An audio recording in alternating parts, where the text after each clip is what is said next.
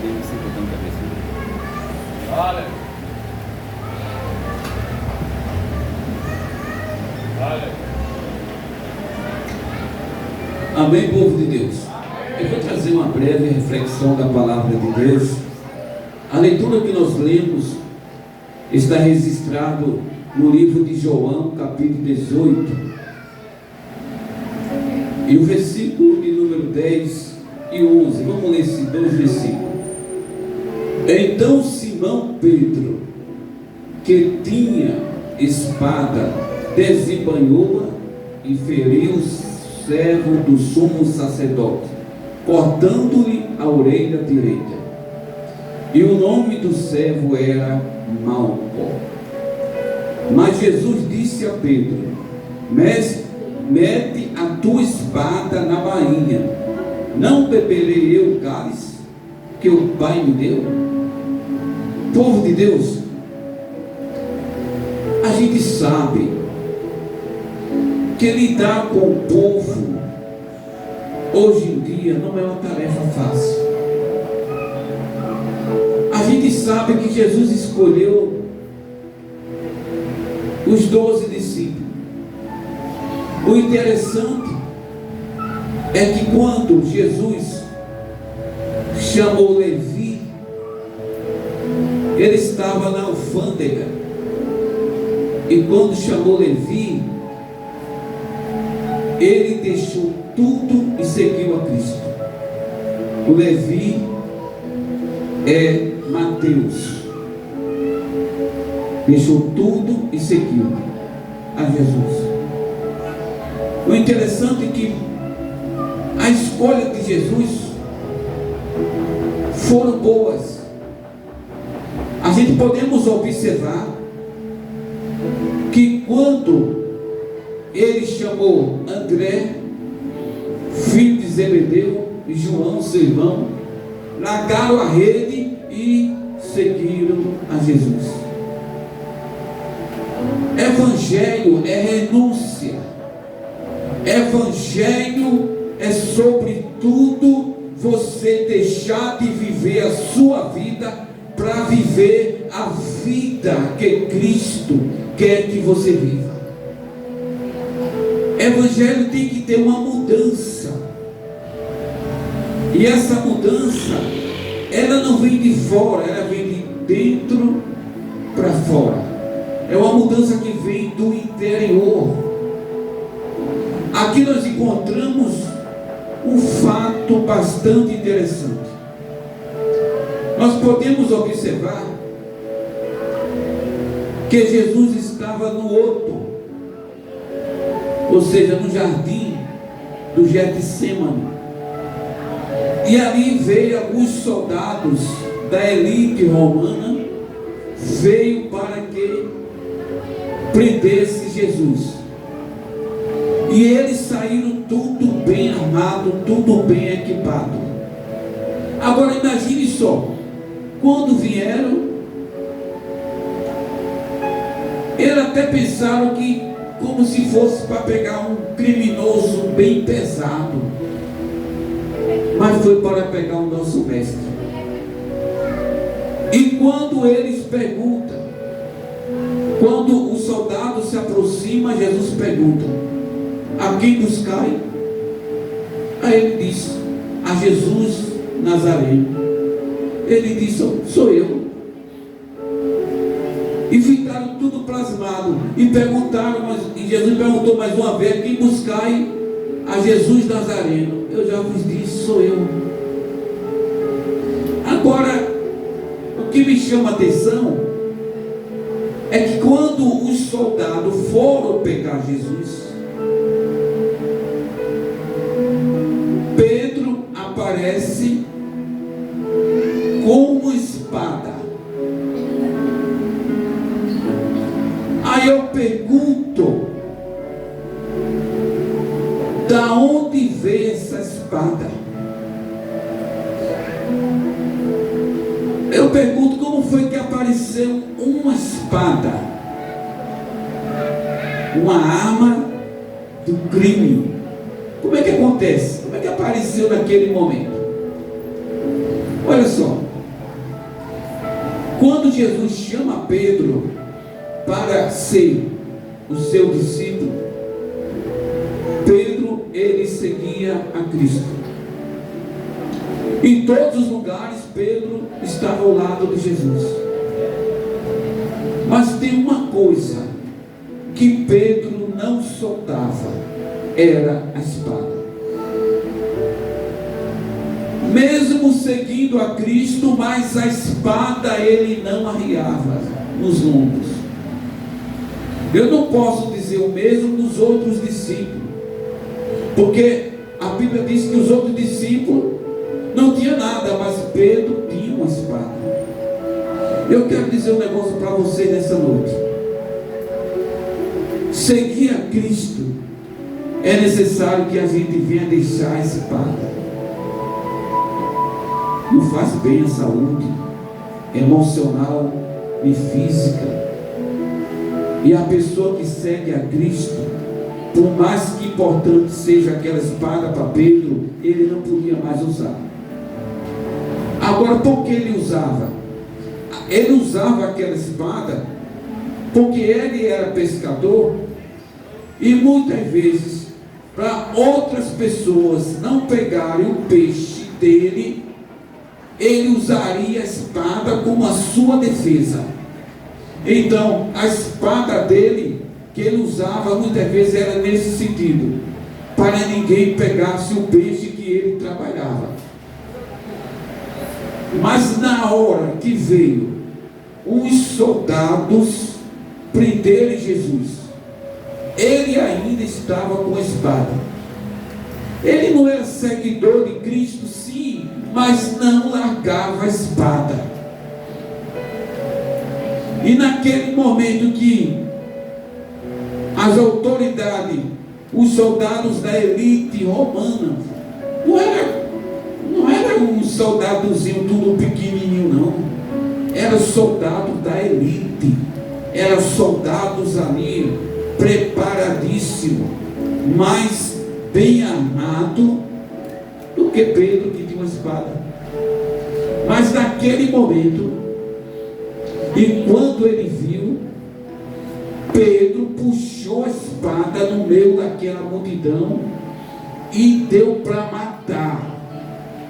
Pedro não quis conversa não. Pastor, deu para matar, deu. Imagine só, o soldado em pé, e ele se danasse a espada, se batesse aqui, atingiria o pescoço. A pessoa, o mal, podia vir a óbito. Mas tem uma coisa, eu imagino que quando ele puxou a espada e deu da espada, Malco fez isso. Quando ele abaixou, aí cortou a orelha. Se Malco não abaixasse, ele não estava nem vivo para contar a história. Mas o que me chama a atenção é o seguinte: o que foi que Pedro fez? Se fosse para o dia de hoje, imagine só a polícia chegando, a polícia da elite, policiais da Rota, da BEP e outros, tudo bem preparado, e Pedro fazer um negócio desse. Era para ser morto na hora. Porque o que Pedro fez foi o seguinte: em primeiro lugar, já houve uma tentativa de homicídio que ele deu para matar, ia responder com crime de lesão grave. E outra coisa, também responderia como desacato à autoridade. Os soldados romanos ali, se eles pegassem, se fosse aqui hoje, nos dias de hoje, só basta a pessoa se coçar, já leva um tiro. Soldados da elite não tem esse negócio não. Mata e fica por isso mesmo. Então, veja só a coragem de Pedro em enfrentar os soldados romanos. Então, aquela atitude dele que ele fez, e os soldados não fizeram nada com ele. Agora, por que os soldados não fizeram nada com Pedro? Porque Jesus estava ali. É totalmente diferente. Não era porque os soldados estavam com medo de Pedrinho, não. O que é Pedro, meu Deus? Na frente de os soldados, tudo da elite, tudo bem preparado. Pedro não era nada. Ele podia ser bravo, podia ser ignorante, mas Pedro na frente da polícia, ele morre. E aqui nós encontramos que nenhum soldado reagiu, nenhum daqueles. É porque os soldados não olharam nem a atitude de Pedro. Os soldados que estavam ali, eles estavam olhando para Jesus de Nazaré. Existe essa diferença. É por causa dele que nós estamos aqui. Se não fosse a presença de Jesus naquele momento, Pedro não existia para contar a história. Mas quando os soldados, mesmo ferido, a sua orelha no chão, mesmo acontecendo aquele fato ali, nenhum dos soldados ali reagiu em nada. Por quê? Ali estava Jesus. E Jesus no meio. Quando Jesus está no meio, o negócio é diferente. Quando Jesus está no meio, ainda que a terra se levante, ela tem que se calar. A multidão que vieram pegar Jesus estava tudo bem armado. Pedro agiu de uma forma errada, mas não aconteceu nada com Pedro. Jesus estava no controle da situação. E eu quero dizer que Jesus está no controle da situação. Eu não sei como foi que você chegou aqui, mas Jesus está no controle. Agora, o que me chama a atenção é o seguinte: e a espada? Apareceu da onde? Estava com Pedro. Nenhum discípulo dali portava essa arma, hoje considerada como arma branca. Ninguém estava ali armado, somente Pedro. A resposta de Jesus para Pedro foi: mete a tua espada na bainha. Nessa noite, quando a gente entrega a nossa vida a Cristo, a gente não somos mais dono da nossa vida. Ele é que manda em nós. Agora eu não faço o que eu quero. Agora eu tenho que fazer o que Deus quer. Agora o negócio é diferente. Tem pessoas que muitas vezes ainda estão na igreja, ainda estão adorando a Jesus, mas não largou ainda a espada. E é necessário que a gente pegue essa espada. A espada só fazia mal. Qual era o futuro de Pedro? Conduzir ali na cintura aquela espada para brigar com o pescador. Não fazia bem a saúde espiritual nem emocional. Para quê? Uma espada na mão. Ele estava já servindo a Jesus, não precisava mais daquilo. E quando Jesus viu que a atitude de Pedro foi aquela, Jesus disse: epa, Pedro, mete essa espada agora na bainha. Pedro, tu agora vai ter que jogar fora essa espada. Pedro, isso, se tu quiser me seguir. Pedro agora tem que tomar uma decisão. Nem todas as coisas que nós fazemos significa uma aprovação de Deus.